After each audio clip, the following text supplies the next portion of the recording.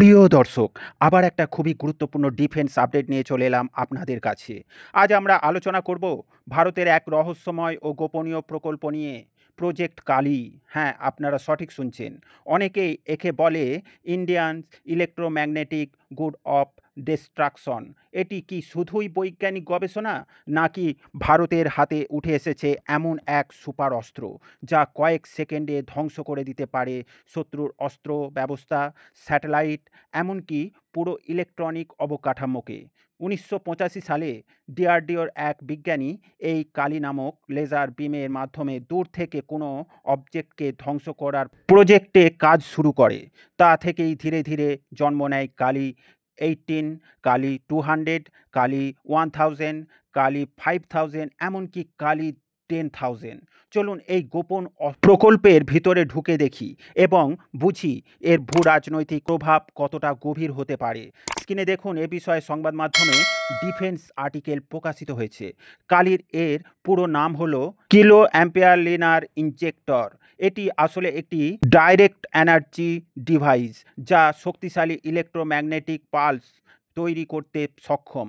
এই ইএমপি মুহূর্তের মধ্যে শত্রুর রাডার, যোগাযোগ ব্যবস্থা, মিসাইল গাইডেন্সি, ড্রোন, এমনকি স্যাটেলাইট পর্যন্ত নিষ্ক্রিয় করে দিতে পারে। 50 থেকে 100 মিলি সেকেন্ডে এটা ধ্বংস করে দেয় শত্রুর অবজেক্ট।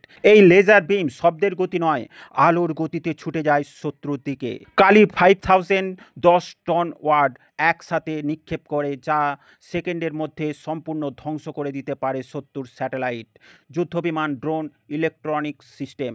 ভারতের ভাবা অ্যাটমিক্স রিসার্চ সেন্টার এবং defence research and development organisation মিলে এটি তৈরি করেছে। ভাবুন তো, যুদ্ধক্ষেত্রে শত্রুর বিমান আসছে আর মুহূর্তের মধ্যে তাদের সব রাডার বন্ধ হয়ে গেল।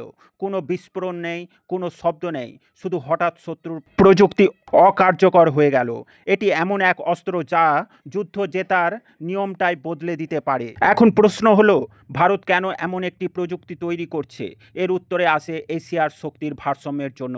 চীন বহু বছর ধরে ডাইরেক্ট এনার্জি ওয়েপন এবং অ্যান্টি স্যাটেলাইট ওয়েপন নিয়ে কাজ করছে। ভারতকে পাল্টা প্রযুক্তি চায়। পাকিস্তান ভারতের ঐতিহ্যগত প্রতিদ্বন্দ্বী। এই লেজার বিম অস্ত্র ব্যবহার করলে পাকিস্তানের কৌশলগত অবকাঠামো মুহূর্তেই ভেঙে পড়তে পারে। তবে পাকিস্তান ভারতের ওপর ক্লেম করে এসেছে। সিয়াচিনের বর্ডারে, পাকিস্তান বর্ডারে ভারত এই অস্ত্র একবার ব্যবহার করেছে পাকিস্তানের সৈনিকদের বিরুদ্ধে, এবং বিস্তীর্ণ এলাকা বরফ ধসের কারণে কয়েকশো সৈনিক মারা গিয়েছিল। তবে এই ক্লেমকে ভারত অস্বীকার করেছে। যুক্তরাষ্ট্র ও রাশিয়া দুই দেশই ইতিমধ্যেই ইএমপি ও ডাইরেক্ট এনার্জি ওয়েপন টেস্ট করেছে। ভারত যদি এই লিগে ঢোকে তবে তার কূটনৈতিক সামরিক অবস্থান অনেক শক্তিশালী হবে। এখনও পর্যন্ত ভারত প্রজেক্ট কালী নিয়ে আনুষ্ঠানিক কিছু ঘোষণা করেনি, তবে আন্তর্জাতিক মিডিয়া বারবার এটিকে নিয়ে সংবাদ মাধ্যমে তুলে ধরছে।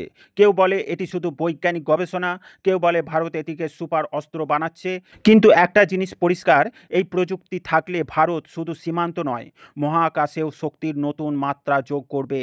প্রজেক্ট কালী হয়তো পরীক্ষামূলক পর্যায়ে, কিন্তু ভবিষ্যতে এটি ভারতের কৌশলগত শক্তি বাড়াতে বিশাল ভূমিকা রাখতে পারে। হয়তো সম্পূর্ণ ডেভেলপমেন্ট হয়ে গেছে, ভারত সরকার তা প্রকাশ করেনি। এটি ভারতের হাতে একটি অদৃশ্য ঢাল, তলোয়ার, যা যুদ্ধের আগেই শত্রুর লড়াই করার ক্ষমতায় কেড়ে নিতে পারে। তাহলে আপনারা কি মনে করেন, প্রজেক্ট কালী কি সত্যিই ভারতের গোপন গুড অফ ডিস্ট্রাকশন, নাকি কেবলই মিডিয়ার গুজব? কমেন্টে লিখুন আপনার মতামত, আর ভিডিওটি ভালো লাগলে লাইক ও শেয়ার করতে ভুলবেন না। ডিফেন্স, ফরেন পলিসি ও জিওপলিটিক্স রিলেটেড খবর পেতে এই গ্লোবাল নলেজ বাংলা চ্যানেলটিকে সাবস্ক্রাইব করে আমাদের সাথে জুড়ে থাকুন। সকলকে জানাই আন্তরিক ধন্যবাদ।